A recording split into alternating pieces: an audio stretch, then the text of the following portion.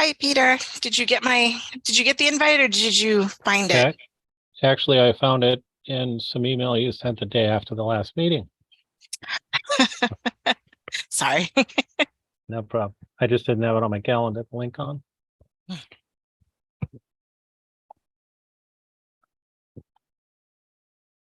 Hey, Ryan, Hello. you got 90 degrees up there today too, probably. I'm in a nice air-conditioned office, so I don't know what the temperature is right now. I have to look at my phone app here. It probably is, though. Yeah, I got 89. You'll know it when you step out the door. Yeah, that's exactly right. Yeah, I see that. 80 degrees at my house. Yeah.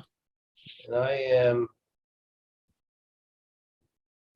about an hour south of my house, so where is it? Caribou.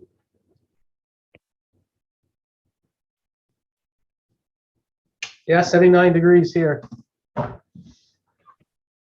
So about 10 degrees difference between us and Augusta. Just as long as it doesn't get up to 125 like some places had it this summer. Yeah. My God, I couldn't have. I remember being years ago down in Death Valley, down at the lowest point in the earth. It was called Furnace Creek. And it was I remember we had lunch. We pulled a ham and cheese sandwich out of our cooler, and it was 115 degrees, and the cheese was melting while we were eating it outside.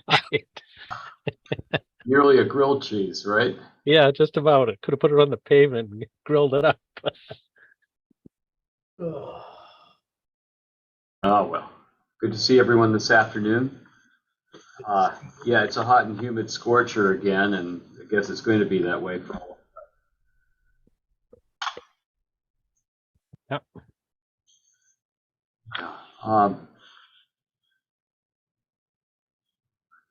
Heather, first of all, thank you for keeping all this together, getting us organized and getting all the drafts out and the minutes and all that. So thank you. Appreciate that very much. Roberta, are you joining us by video or? I can if you want. That's up to you. I just want to make sure you're there. Yeah. Okay. We'll just see whether it garbles me up too much. Right. No, I understood. We could see from your nose up. There we go. There.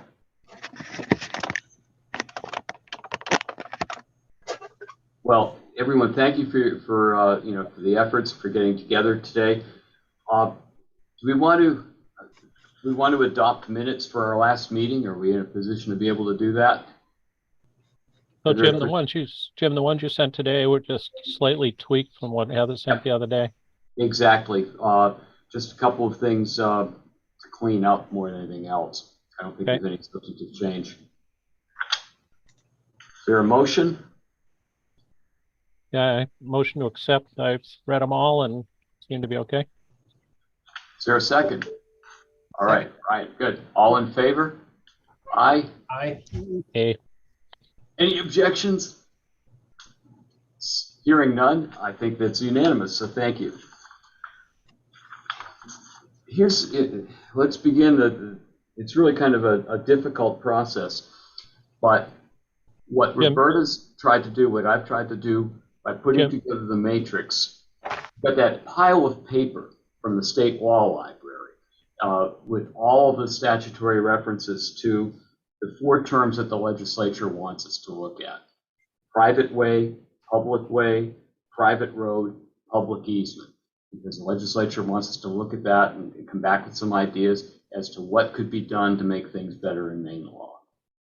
So Roberta, for example, put together a matrix, and it gives what title and what section these are in, and what generally that law does and what some of the issues are. So there's a matrix that she's put together with regard to private ways.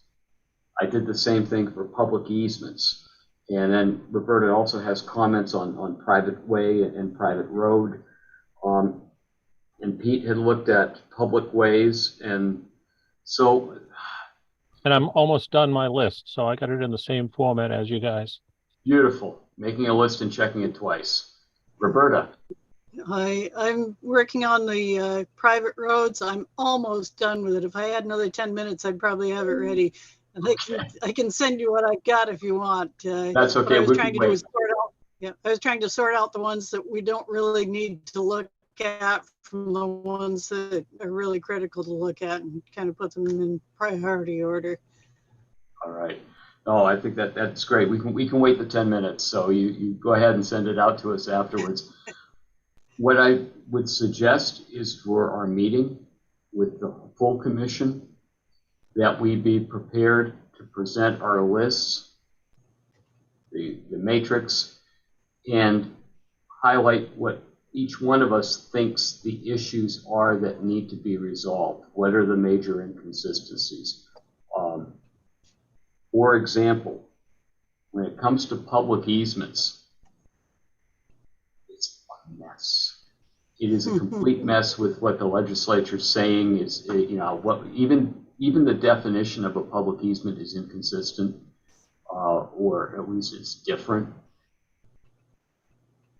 It shouldn't matter how a public easement was created to determine whether or not ATVs and snowmobiles and motorized wheelchairs can operate on the road. If you look at go ahead. Yeah, I would say though that sometimes what was created is not the same thing. So we may need to have two different terms, and all the ones that were created under one term have one term, and all the ones that were created under another set of circumstances have another term. And you're thinking the difference between those that are laid out for recreational purposes versus those that were laid out to get goods to market for farmers as private ways?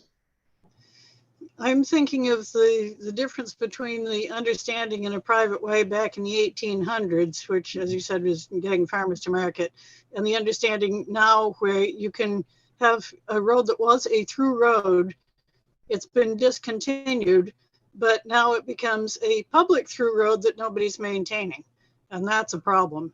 Where it was a dead end road that was maintained by the person who primarily benefited from it, that wasn't such a big problem, especially when creating a road back then consisted pretty much of just clearing the trees out of the way and maybe leveling the rough spots so you can get through the horse cart or an ox cart.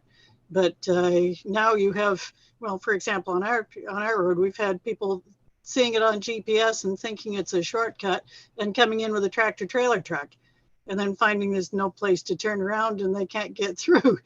So those are two different types of roads that are both called public easements, but they're not really the same thing. And I think they need to be two separate terms. Brian. And, I gotta share again, my situation, my personal situation about where I live. I live on a road that is a public easement that was adopted as a public easement by the town legislative body. There was no discontinuance. The road was a private road. It always had been a private road. And for reasons that the town decided to provide funding to our association legally at the time, they adopted it as a public easement so that they could raise money to give to our road association to basically shut us up. We were given hush money.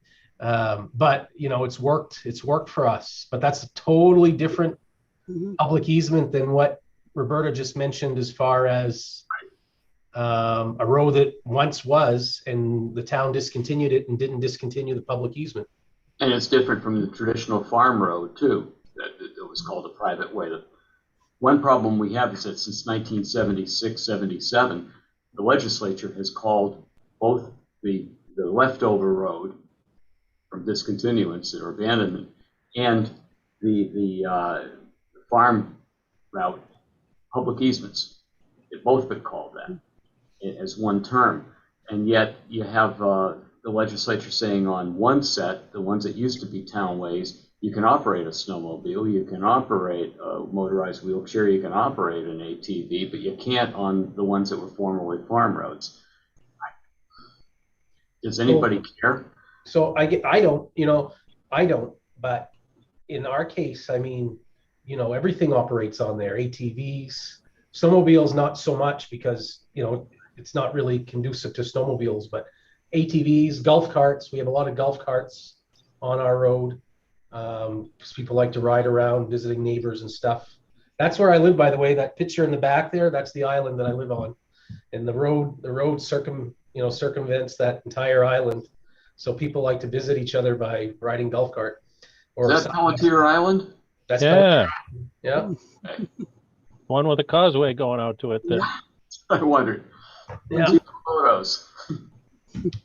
So, I don't know if the ATVs that are operating on our road are legal or not, because it's a different kind of public easement. I've never thought about that.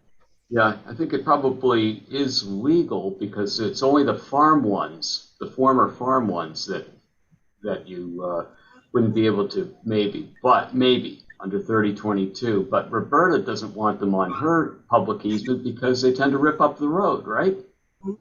Yeah, there's what you're saying isn't quite accurate, because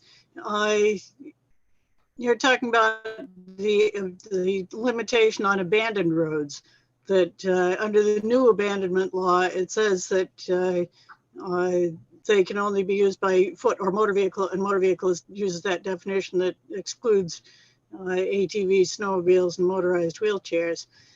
But then you have all these discontinued roads that were made public easements by virtue of discontinuance. And Right. Those don't come under the same definition, even though essentially they're the same thing as an abandoned road. The only difference being that an abandoned road, the process was that they stopped maintaining it for 30 years and then declared it discontinued. And a discontinued road, there has to be a vote on discontinuing it, and it can be discontinued even if they've still been maintaining it. But the end result is essentially the same. You've got a road that is now declared a public easement that the public doesn't maintain for whatever reason. And yet on some of these roads, ATVs are allowed to tear it up, and on others they're not. Right. Well, you're right. Under 3026, if there's a discontinuance by abandonment, you also have the no ATVs, no snowmobiles, no motorized wheelchairs. But I was referring back to 3022, which talks about public easements that were laid out for owners who have cultivated land in the municipality. That public easement is also limited to motor vehicles or foot. And so You're correct. What about whenever it's a town road and the town discontinues it but retains the public easement? Are those public easements then allow ATVs and snowmobiles? they would if it were a formal discontinuance, but if it's an abandonment of the townway. No, a formal discontinuance. Right.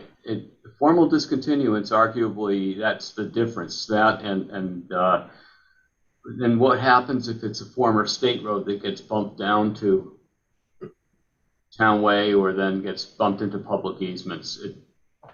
But anyway, yeah, I mean, do we want to call them something different? Do we want to kind of undo what the legislature did in 76, 77 and say there are really two different, there are the old private ways for cultivated land, have access, and then there are the public easements left over after discontinuance, and then there are the public easements that are left that are for the public easements that are for let's see, They're created. they were created. That's true. The recreational easements is what they're also called at times. And then there are the abandonment ones. That's where I was going. Discontinuance and abandonment, there are like 4 different sets of public easements out there. And do we want to be using different terms for these things? That would really be crazy or difficult because there's so much case law that's grown up already using these terms. Well, what's I guess, Roberta, in your situation, if you had a magic wand and you could fix the problem with your road, what would you want to see happen on that type of road? Would you want the residents or the landowners to have say on whether recreational vehicles can or can't go on the road? I mean, what would that look like? I think what it would look like is that a town should have to specify what the purpose of the public easement is. And if the purpose of the public easement is to reach public land or water, and the public is going to be using that on a regular basis, maybe to come to a boat landing or whatever, then the public should be providing sufficient maintenance to support that use. If their only reason for keeping a public easement is to get out of the necessity of compensating the landowners for degrading the road, then they're saying the public can still use it, but we have no responsibility for it. And that's an awful situation, because then you get everybody using it, and it's used by people who really don't care what the condition of the road is after they leave. So that's the issue right there that you'd like to see addressed, right? Yes, if the public is going to keep an easement, they need to say what the easement is for, and then they need to provide sufficient maintenance to support that public purpose for having the road still be a public easement. Well, ideally, where there really isn't any public purpose for the road other than avoiding compensating the landowners, then what would be better is if they could go through the process in 3026A of discontinuing the public easement. And there's some glitches in that. Back when we got that through, MMA insisted that the towns have to be given final say. They have to be given a vote on it due to municipal home rule, which I do not agree with. But what can happen now is that the abutters can go to great effort to try to work out something that they can agree on, some way of providing mutual access. They may need to work out details as to how the land can be developed, who's going to maintain it, to what standard, whether it can be widened, whether it has to stay the way it is, whether there are going to be utility easements. There are all these things that need to be worked out. And you can have one stickler that it really is a beast to get them to agree, but you finally get the agreements worked out. You have all the deeds ready to sign, ready to file with the registry of deeds, and the town gets to vote on it and say, no, we're going to keep the public easement.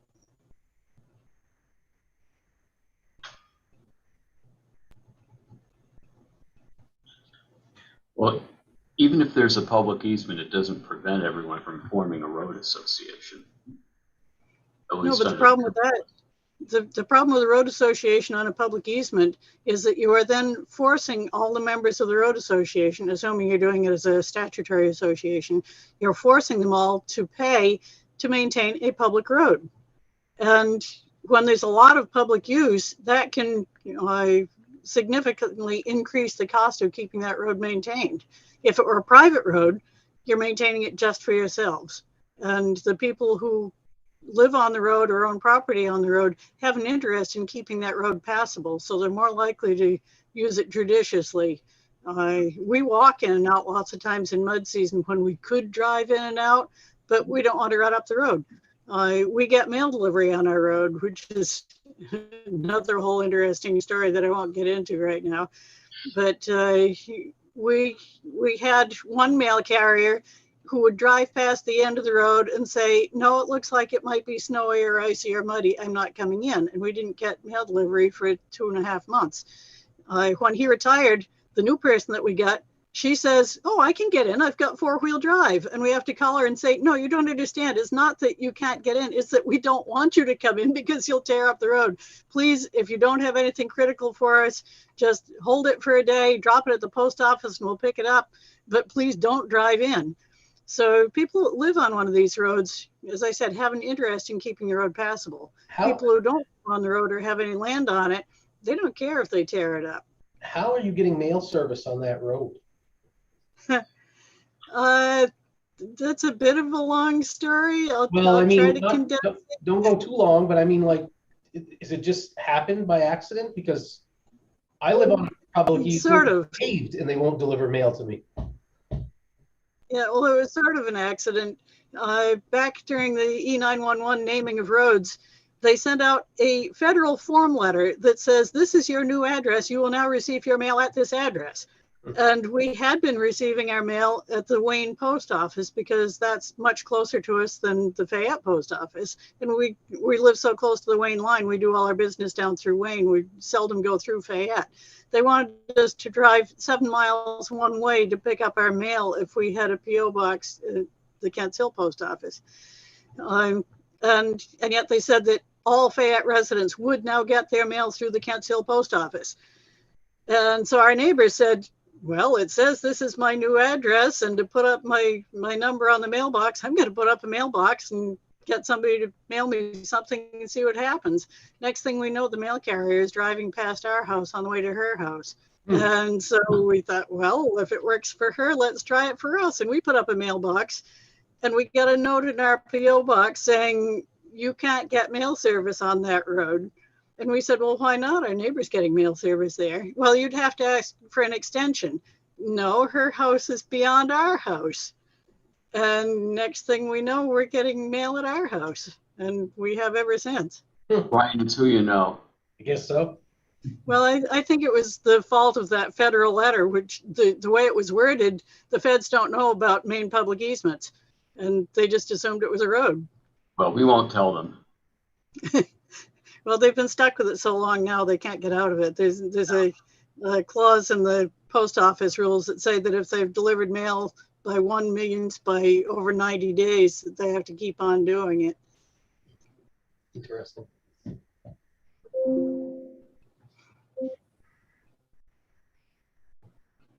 So Jim, you started off by saying that public easement is a big mess, and we got into this discussion. Roberta's got the same thing for private ways, and I'll have the same thing for the public ones. And you said we're going to present these next week. What do we want to accomplish today? I guess, would each of us have some proposal or some idea of how to resolve the particular messes we've identified? Because I think if you can imagine taking we've identified that there are problems and inconsistencies and problems caused by these varying definitions of the same term within a same statute even, let alone between statutes. So what would we propose to change? Because we're not going to get those sorts of proposals out of a committee of 12 people. Right, and we're not going to be able to do this, each of us, in the next week before the next meeting. And I remember you said at the last meeting that if we change definitions now that affect decisions from the past and law cases and stuff, that could really screw things up. Mm-hmm. So I think the best we can do next week is maybe just point out what each of us has done and the fact that, in Roberta's list, she's got 42 different entries. Jim, you've got 20, and I'll have less than that. And maybe we could just summarize the basic issues in each of those 3 sections, which might help us move forward to try to come up with some consolidation or consistency without screwing up the past. I don't know if you can even do that. Well, it's going to be a challenge, right? Yeah. What I'm seeing in a lot of cases is that it's pretty clear from the case references and from the statute itself what they intended by it. And if we can take that and divide it up into terms that I agree with what has been done under each of those, I think if we can straighten out just a few of the priority ones for this session, we'll be doing well. We don't have to have everything ready for the state and local government committee by the meeting next Tuesday. No. This is a progress report, how far we've gotten so far on it. And I think we can still keep working on the details. I think it's a fair statement. I think we come back with what we found in our research to the committee, to the commission, explain, and each of us will have a time slot to go through what we've found and to suggest some ideas, but just basically to highlight what the issues are. And we'll get some comments and feedback back from each, from the commissioners, and we'll keep this committee, this subcommittee, working. It will at least give us some things to think about as we come back. And okay, so I think that will work. And as the assignments went, so Pete, you'd be talking about public way, where it appears in state law and where the issues are as you see it. Yep. I'll talk about public easements, and Roberta will talk about private ways and private roads, if that's okay, Roberta. Is that too much? Because there's a lot there. Are you okay with that? No, I think I've got a handle on it. I've had 40 years to work on this. Oh, I know. I understand, and I don't discount your expertise on this. You've learned a lot over the years, and it's valuable. I think it would be good for each of us. Some of us have, like Roberta, you've got a lot in your stuff compared to what I've got. I think maybe if we kept ourselves to maybe just a 3-minute summary of what we found under each of those general terms. Here's what we found. Here's the situation. And we either can figure this out rather quickly, or this is going to take a long time to figure this stuff out. And just give people an idea of what we've done over the last month and how big or small the issue is. And Ryan has worked with all of these issues from the municipal and from the county side, and certainly has a lot to bring in for examples and questions. So, certainly we'll make sure, Ryan, that you have opportunity to comment on all of this as part of this subcommittee, so that we have the benefit of that. I have full faith in all of you. Don't worry. You were so kind to not assign me a homework at the last meeting. That's your way. There'll be future homework assignments, Ryan. That's your way of replying back to Jim, Ryan, that I don't have to say anything. You guys are going to do it all next week. Yeah, right. There's just so much here. It's just it's mind-boggling to me. Yeah, and it's one of those things where you make a small change here and you don't know. You can see where it could reflect in other areas that you just didn't intend to or didn't want it to. One classic is definition of public way and private way under the state highway law. Private road is broad enough that it actually includes public easements. Right.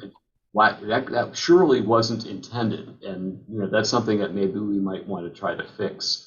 And this idea of maybe it is time to redivide what a public easement is, or somehow classify them, because I know that there are probably a couple of members of our commission who are going to want to make sure that ATVs and snowmobiles can operate everywhere, and on all public, where there's a public right of access. And Roberta and other folks who are maintaining public easements, because towns probably don't want to have to clean up after ATVs and snowmobiles that are going to be chewing up potentially some of the work that they do at their own expense and where they're liable. So we maybe having to have those discussions about dividing up types of public easements, depending on how they were created and who has the maintenance responsibilities. But then, if you're going to say that a public easement that's maintained by the town is open to snowmobiles and ATVs, but not if it's maintained by a road association or individuals like Roberta and David, how in the heck are you going to police that? How's the county sheriff or the municipal officer going to know, police officer know, oh yeah, that's a public easement that the town maintains, and so yeah, snowmobiles can be out there and I'm not going to say anything. I don't know how you police that, or how you'd even know. I think that comes down to self-policing. I think the residents are the ones that are going to, if they're not happy with it, are going to report it. Mm-hmm. That's my feeling.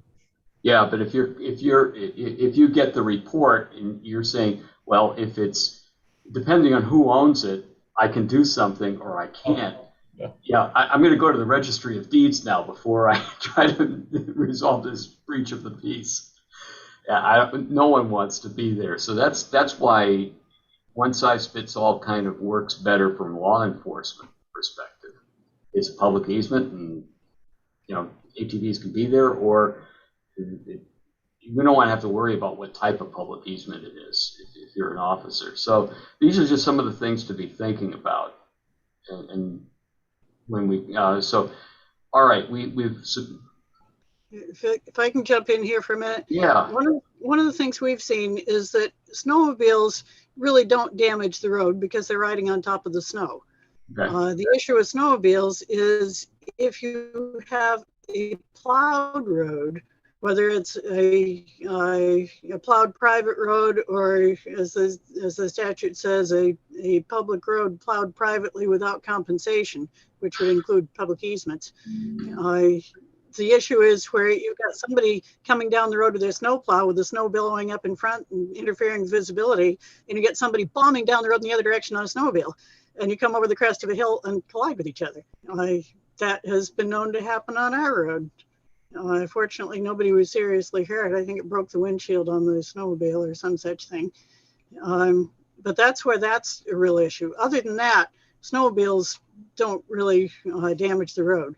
ATVs, if there's an ATV club, they tend to be very good about trying to police things and trying to make sure that their trails are maintained, because they know that they will lose permission to use private land if they don't take care of it.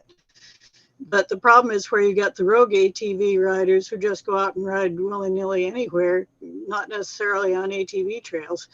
And they don't respect the postings that say the trails aren't open yet because it's too muddy. They just go in there and use them anyway, and they're hard to catch. So that's the big issue with the ATVs. Yeah, because go ahead. Well, I was just going to say, I hear what you're saying, Roberta, about snowmobiles not doing damage on some of these roads, because I think you're thinking about roads that are not paved, but there are a lot of private roads and places and public easements in some places that are paved, and then the snowmobiles are doing some damage because most of these snowmobiles have I want to call them spikes, but that's not the right term. Picks, yeah. And come springtime, especially where it crosses the road, DOT is out there fixing roads every summer where the snowmobile trail crosses roads up here. Yeah, that wasn't something I was thinking about. That's a good point. And that's the problem with road regulation and road law generally. It's also fact specific. Is it gravel? Is it paved? Who's maintaining it? To what level? Is there a road association? Each one of these is almost individual. And so that having these blanket acts can be a real problem. Yeah, All right. That reminds me, something that I was asked to ask about. I was in touch with the Maine Agricultural Mediation Program. They are interested in working with people with road disputes if there is forestry land or farmland in production. And because that doesn't cover everybody that's having a problem with one of these roads, then I got in touch with the Family and Community Mediation Program. And they said they would like to know more about it. Is there somebody on the committee that they could be put in touch with? And so, Jim, would it be okay if I put you in touch with them and you could, or should I say that I'm the point person? Oh, that's okay. I'll be happy to speak with them and see how that, what they have to offer and how that might work in with this. The one thing we need to be careful about is just to make sure that when we do get involved with groups like that, we're a member of this commission, but we certainly can't commit the commission to any course of action, and that we don't speak for the commission. We just happen to be a member of it. And I mention that because there was a little issue that came up a few weeks ago where this commission got a freedom of access request from an attorney representing a town. And it was a town, Roberta, where you had gone to a meeting and you spoke. I listened to your testimony. You said nothing wrong. But the assumption was that you were speaking on behalf of the commission. And that upset the plaintiff's attorney and defense attorney, and we got a freedom of access request. And there wasn't anything we ever did on that particular road, so it wasn't an issue. We addressed it and sent it out. We just have to be careful that when we're out there in public, we're members of this commission. We don't speak for the commission. We're not showing up at meetings on behalf of the commission, but as private citizens, if we're going to any meetings where roads are being discussed. I try to make it clear that that's not my place. Maybe you could send me a private message letting me know which situation that was, because there've been a few that I've been involved in, and I'd like to know where I may have misstepped. Yeah, it's fine. It was out in Cornish, so the one that made the paper. Mm-hmm. She was the lady at our last meeting, right? Yes, she was one of the speakers at our last meeting. Correct. Yeah. So we're the attorneys to the neighbors at Murray Plum and Murray were seeking information. We followed it. We did what we're supposed to do, and there was nothing happened that was wrong. I'm just suggesting we continue to be careful when we're out there. So, all right. So we have our homework assignments. Pete's going to finish up. Roberta, you're going to finish up. If we can get those to Heather, and any corrections, if like I might want to put a little heading or something on mine. If we can get those to Heather so that Heather can send that out along with the agenda for the minutes for the meeting of next week, send that out, Friday, Heather? Does that make sense? Email that to commission members? Yeah, I can do a draft tomorrow morning and email it to you and get it out by the afternoon. Yeah. Sounds great. Yeah, it's a short week, so I'm thinking Friday is still another day away. It's not. It's tomorrow. So, okay. All right. That's good. So we'll be prepared to just give a little presentation about what we found, the problems that we've identified, try to explain it to the commission, get some comments back. We'll see what happens. There's also another subcommittee, and that subcommittee was looking at priorities. And so, Heather, have they been meeting? Yeah, they have had 2 meetings. I just finished up with the minutes, and then I was actually going to give you a call either later today or tomorrow on how, if you wanted me to attach minutes, if you wanted me to print them out and bring them to the meetings. Like, I didn't know. Let's follow that up later. I'll talk to you tomorrow morning when we go through. Sounds good. Agenda. Okay. But I think they will have time to make their presentation as well, so that we know what's going on with the priorities committee. And so I think that'll pretty much, if we have an hour and a half on each, or an hour, that'll pretty much be the meeting next week. Maybe an hour on each, so we don't all drive each other crazy. That might be enough time. But let's see what we can do. Any other thoughts? Heather, where are we on the website?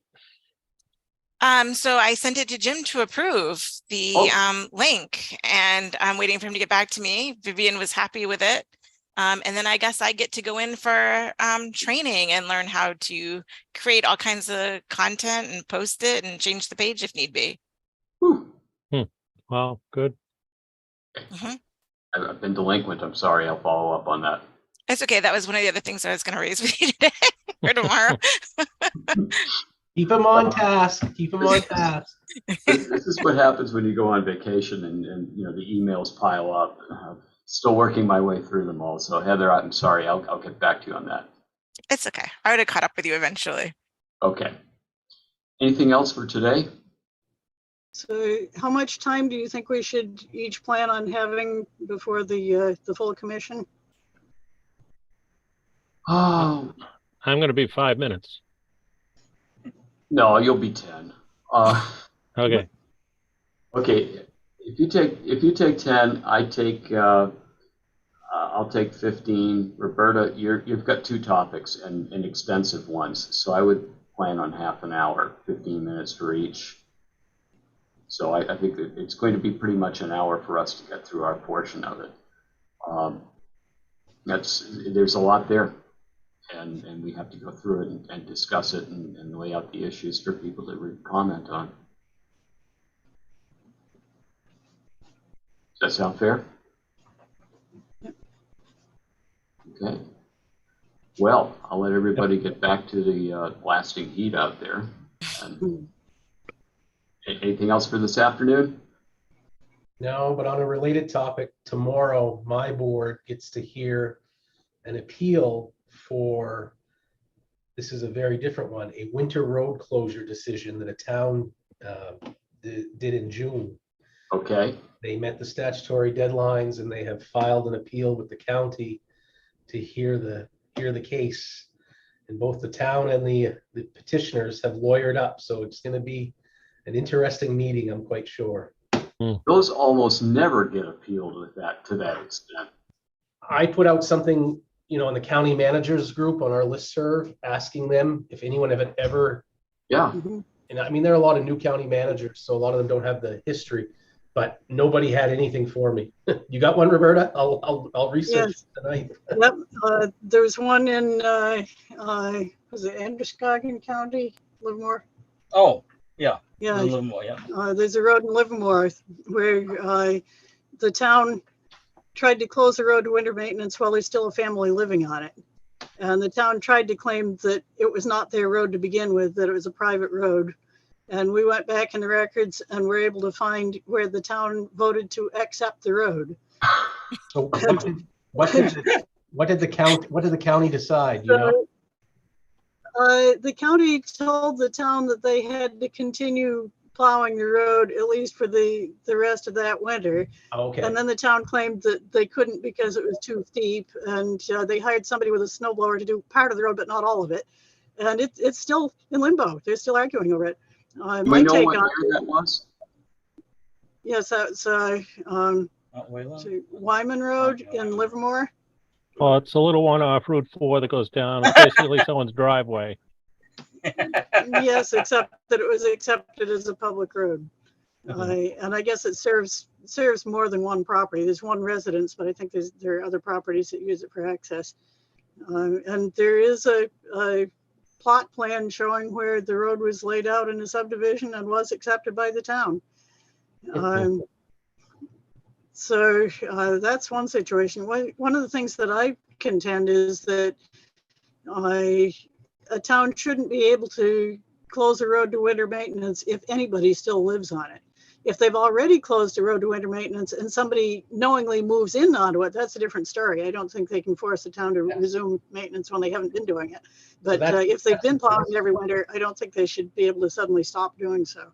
Yeah, that's the case we got here. The road was, nobody lived on it. The town would close it to winter maintenance every 10 years, and then in between one of those 10-year stretches, somebody moves in from New York and builds a house and then shows up at the town office and says, hey, I want my road plowed. The land was cheap. I went out and built a house. I want my mail delivered. I want my kids' school bus to come by. Yeah. Are you talking about us? No. How'd you know? What was I going to say? Well, there's another case that's coming before county commissioners that has to do with a different situation. It's a piece of road that the county thought they had discontinued, but they hadn't, because there was a misunderstanding in where the end piece was of the discontinued portion. And there are three or four seasonal residences, I think, on that in-between piece. And one of them wants to be able to put in a power line, and one of the others is saying no. And so the simple solution seems to be to get the county to say that since they haven't maintained it for the last 40 years because they thought it was discontinued when it wasn't, they can now declare it abandoned, which means that it's a public easement and they can put it in the utilities. So they're supposed to have a meeting this week and it got canceled due to COVID. So we'll see what happens next week. What county was that one? That one is in Franklin County. Yeah. Is that Madrid? That's Kennebago Road in Langtown. in Langtown. Okay. Interesting. Ryan, what town is that you're dealing with? Hodgson, Okay. Hodgson, and it's the London Road. Hmm. Sounds Yep. familiar. Is that- Well, this Yes, is my that's it. this is my binder Yeah, for that meeting. One in Shirley that Yeah. goes down south into. Both Yeah, lawyers earned their money, Jim. I can tell you that. Being paid by the pound, no doubt. There's another one in the town of Shirley where Head there- south down to the there- next town. couple of residents way down on the road, and the town doesn't want to be bothered to plow it all the way in. And the issue there is that, I guess the issue on both of these is that somebody lives there, they stop plowing and they forbid them from plowing it themselves because you can't use private equipment on a public road. So it's a functional discontinuance for several months of the year. That I is a think that change. a possible, a possible solution there, I think, is to at least allow the residents to plow it themselves, even if it means posting it, saying road not plowed for public use, use at your own risk, or something to that effect, and Yeah. gives the landowner limited liability. That Because that- you can't just tell somebody you can't go to your house for the next 6 months. Right. That is a change in policy. I'm quite sure. I think we talked about that at the last meeting, Jim. MMA used to be more like basically told towns, you can let them plow it. But now they've changed their position on that, and their guidance to towns are don't let them plow the public road if it's closed in the winter because it opens you up to liability, which I don't know. We've never, in any of the towns I've worked in, if someone wanted to plow the road to their house, we always let them. But I've always had a problem with that, and I'll tell you why, Ryan. The town is responsible to keep the road safe and convenient for passage by motor vehicle, and is liable under the Highway Defect Act if anything isn't done right, so they get potholes or something left behind. So the town's liable for some private individual's stupidity in maintaining that during the winter. So that's why you don't want someone else to create liability for the town by their actions. You don't, and the law has never allowed anyone to do maintenance on a public road, on a town way. Yeah. That's the reason. What about the statutes that say that a town is responsible for keeping their roads cleared of snow? They're using this statute to say, well, except in exceptions. Well, the exception is that if it's closed to winter maintenance, but the reason for it's supposed to be closed for winter maintenance is because no one's using it, and it's too expensive to maintain because no one's using it. It's maybe woodland or something like that. However, I've seen loggers go in. It does say in the statutes that they're supposed to take into account population. And towns have been taking that to mean that, well, if there aren't half a dozen houses on it, we don't have to plow it. yeah, But if there's one, that's population.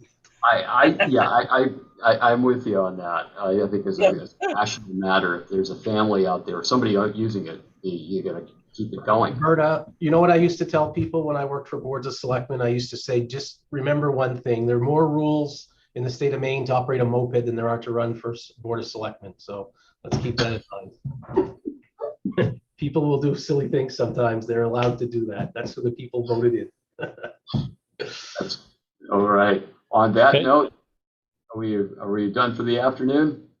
Ryan, let me just say that I'm looking on MapView here, and the town has told us, and I don't know how old this is, but London Road is maintained in the summer only by the town. Yep. It's not plowed. And that's So true. they've been, I haven't done a review up there for a long time. No, actually, I think I did one with Jim a long time ago. Yeah. But Jim looks to be a, retired.